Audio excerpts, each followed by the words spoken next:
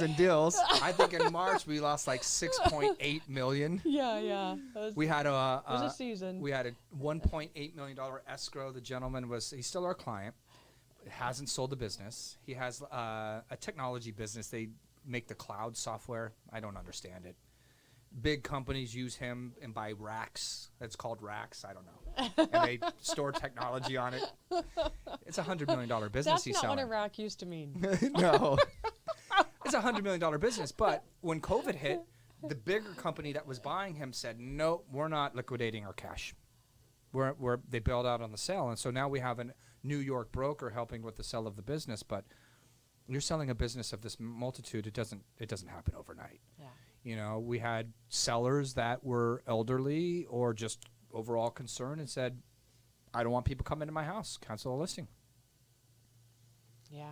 And we had another gentleman. We actually, shout out to Carly, one of my agents, got engaged. Her and her fiance have family in Colorado. So they were here for just under a year. She was one of my best agents. Started off as an ISA, no experience, no license, an ISA, and she did a very good job. And she's in Colorado right now, so she can get married and have babies. Yeah. And she just put in a 10-day escrow that we're closing this week. Oh, good. That was one of our fallouts from COVID. He had a water company he was selling, and then the company couldn't get the money out of China. So we just closed the company, put an all-cash offer in last Monday, and we closed this Friday. Oh, good for her. From Colorado. That's awesome, man.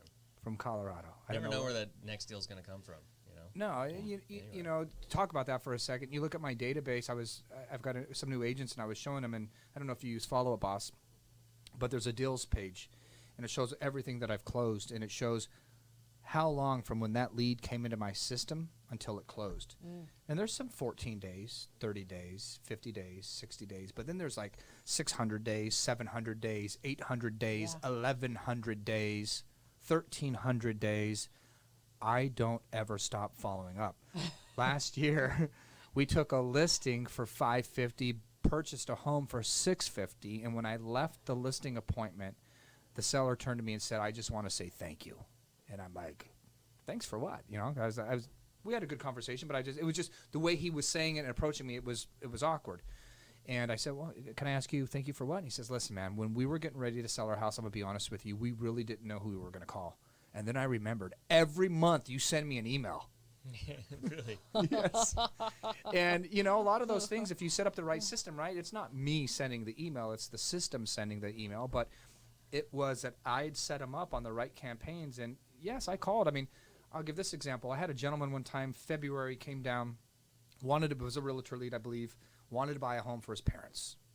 Meet him in February, because remember my rule with realtor was it didn't matter if you had a pre-approval the first time I'm showing you homes. So I show him homes, get along great with this guy. He calls me up and goes, my parents aren't going to buy yet. I'll call you back in a month. March, meet him up again, show homes, not going to buy. April, meet him up, parents aren't going to buy. Now he's ghosting me. Oh. I call him very often, you know, once a week, maybe once every other week. I don't remember how often, but it was often. No answer, no response to my emails, no response to my text messages, ghosting me. August, I get a phone call. His name shows up on my caller ID. I answer, and I call him out by name. And he goes, oh, my gosh, you still have my phone number? I go, of course I do. I'm like, where the heck have you been? He goes, I'm ready. He goes, this time it's for me. I'm cash. Bought a $700,000 house in Carlsbad. Yeah. That's a great moral of the story of never give up. Yeah. Until you tell me to fly a kite, F off, Yeah. or you're just extremely rude. Actually, you could be pretty rude. I'll probably still keep calling you. So unless you tell me to F off or stop calling you, you know, so I don't get in trouble with DNC, I don't ever stop calling. It's a courtesy. I look at it this way. I mean, I know some agents in this business could be, that's annoying. Yeah. And you're a nuisance and you're annoying. And sure, okay, great. I look at it from a customer service perspective. I owe a duty to you. If you came to my website and inquired about something, I owe a duty to you to get the answer in a timely manner.